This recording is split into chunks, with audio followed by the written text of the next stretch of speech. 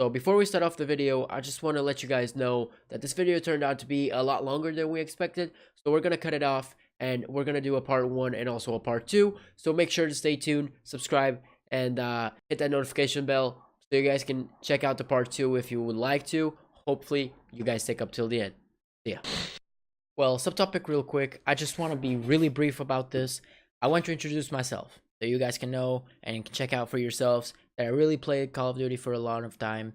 And I know what I'm saying, okay? I'm not this just random guy that comes over here and tries to make the game better without even knowing what's the game, okay? I've been playing since MW3. I have a pretty good experience with FPSs and with Call of Duty franchise. So what we're actually going to do is we're going to briefly check up my stats, okay, on the Call of Duty tracker set. Coming out on Black Ops 3, I reached Master Prestige level, okay, with 626 levels made, a 1.80 KD ratio, and a 20-day timed played in the game. So I played a lot. I've done dark matter on this game, all the good stuff. Coming out on Infinite Warfare, what we have is also a Prestige Master, but not the 600 levels. Only 42 levels made, because I didn't want to play this game anymore. 1.94 KD ratio, and a total daytime of 12 days and 19 hours. Now, so for some reason, World War II wasn't really working on the COD tracker, so I had to install the game all over again just to show you guys my stats, and here they are. I am a first Prestige with level 55, nothing really going on there.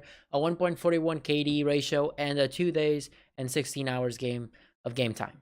And that's it. And finally, coming out on Black Ops 4, I reached Prestige 5, 37 levels made, a 1.30 KD ratio, and a, where's the total daytime played? So, Black Ops 4, Prestige 5, level 37, 1.30 KD, as you guys can see right here, and a 3-day total play time. So I didn't play this game a lot. It's gonna be a brief one. I just want to talk about Fortnite effect. So it's topic number 4, and let's get into it. So with many free-to-play games out there, Activision really thinks that an unfinished product, a game full of microtransactions, can live up to the expectations of games like Fortnite and even Apex Legends. I know probably a lot of you won't like to see these comparisons, but Fortnite effect has a lot to do with it. Whether you're not a fan of Fortnite or not, you have to recognize that it changed the industry and it changed the consumer's mind forever. A free-to-play game that's always reaching newer grounds and putting more and more content to their game, perfecting it, while still making millions of dollars, making for a good time for the consumers and the devs, right? And even EA got, with the help of Respawn Entertainment, made a great game, free-to-play, that's breaking all the records and being a huge hit. So why can't Activision hop on the same train and try to make the community that plays their game feel more appreciated?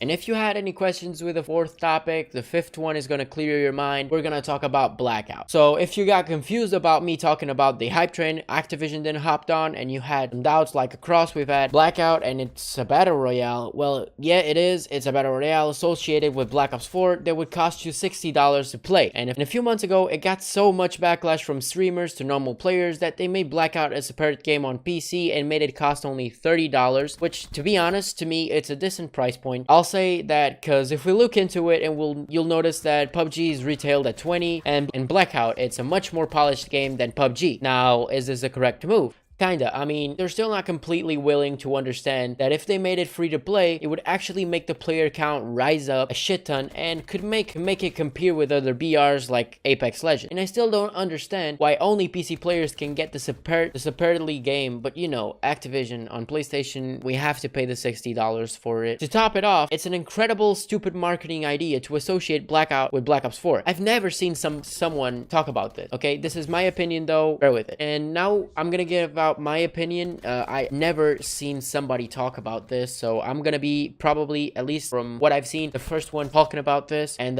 yeah, bear with me on this one. To top it off, it's an incredible stupid marketing idea to associate Blackout to Black Ops 4, and this is because if you don't know this, the game is supposed to have devs working for it for 3 years, right? So during these 3 years, we can expect updates and DLCs and all that kind of stuff. Now, if you ask me, I wouldn't really be excited given the fact that we are 4 months into the game and not really a lot lot has been added to in Blackout. 2 locations at the moment, Ghost Town and Hijack. So updates during upcoming years seem to be a joke. So this brings us to the topic, why would they attach Blackout to Black Ops 4? To make it sell? Yes, of course. But to be honest, how do you expect Blackout to have longevity if you market it as a Black Ops 4 game mode? Because we all know next year's nobody's going to be playing Black Ops 4. I mean, with the release of MW4 and Modern Warfare 3 and Modern Warfare 2 Remastered, I don't think anybody's going to be playing Blackout, to be honest. Coming out on last topic, what I want to talk about is yearly Call of Duty releases. Before we go into Call of Duty exactly, I'm going to give you some examples of the best games out there that been on the market for over 6 to 7+ years. So CSGO, we have the example of CSGO, and we also have the example of League of Legends. Both of these games have not launched a sequel yet. Okay, you can count as CSGO 1.5 or whatever 1.6, but they do that to actually increase dramatically, and that's what I would like to see Call of Duty go. And they've been doing a great job on CSGO, and I don't think they need a sequel. If they decide to do it, it's also up to them, but they've been updating their game a shit ton, and they're making it so people actually feel the difference. So why is Call of Duty different? And this is a question that a lot of my friends and I debated about. Why is there a new Call of Duty every single year? And why, instead of launching another sequel, we could focus up on improving the experience for our players and update their game to make them fresh? So instead of doing that, what we're doing is every single year we're getting a Call of Duty full of problems and room to actually improve, but not a real improvement at all. We can actually confirm this on World War II. World War II was trash, dude. I didn't enjoy the game at launch. It was slow as fuck. Nothing that we're used to in the last few years. But actually, after a lot of months, after months and months of trash game, Sledgehammer released a huge patch and fixed everything in the game and made it pretty decent. And this is the kind of stuff that we need. This is the kind of stuff that I'm talking about. We don't need a completely new game every year. If we go to this 3-year cycle, it would be awesome. Call of Duty itself could really improve with the right support and the right mindset. Call of Duty could do a lot better. Because nowadays, we play the game for like 5 months and we're already with our minds on another title, and it gives little to no time to studios to improve on their game to a noticeable level. But Activision doesn't really want this, because if you think about that, they would make less money. Yes, COD still sells. It's still the best seller on console, and probably this is the reason why Call of Duty is still on the same track for years and years over. But when we start losing veteran players, and I'm gonna talk about me, I've been playing since MW3, and I played every single multiplayer Call of Duty out there. It's hard, man, because the passion starts to dissipate and you don't want to spend a lot of time in this game. You can't spend 5 to 6 hours plus on this game anymore, or you don't want to spend them because you feel like you get nothing in return. And you know, at the same time, I feel like there needs to be a new Call of Duty with new things. But this is how I feel. Whatever you guys think, I think God is still way back in the past where all this stuff was ignored, and looking at other video games like Assassin's Creed that made a year stop so they could create a better game, and end result, hell yeah. We've gotten Assassin's Creed Origins being one of the most popular games of Assassin's Creed with awesome reviews and huge sales, man. So this is everything that I have to say, and this is how I feel. Now I want to know how you feel. If you made it this far on the video, I want to hear your opinion, and I want to start a discussion. Share this video with your Call of Duty friends, and message me on Twitter, on Facebook, tag me on Facebook, do whatever you want, but let's start a conversation here. Let's try to understand what the community really wants. All the links to my social media will be down in the description, so make sure to go ahead and go check them out. And whenever it is on Twitter, on Facebook, on Reddit,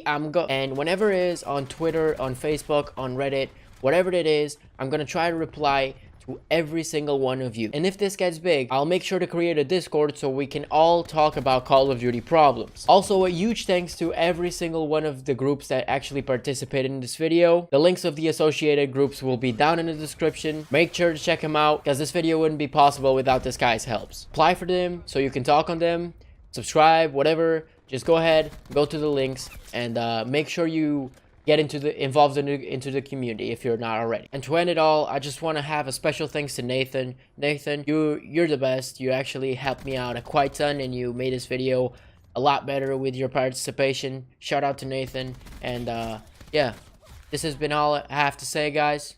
Hope you guys have a wonderful week. Peace out, guys. Tell me pretty lies, look me in the face, tell me that you love me, even if it's fake, 'cause I don't fucking care.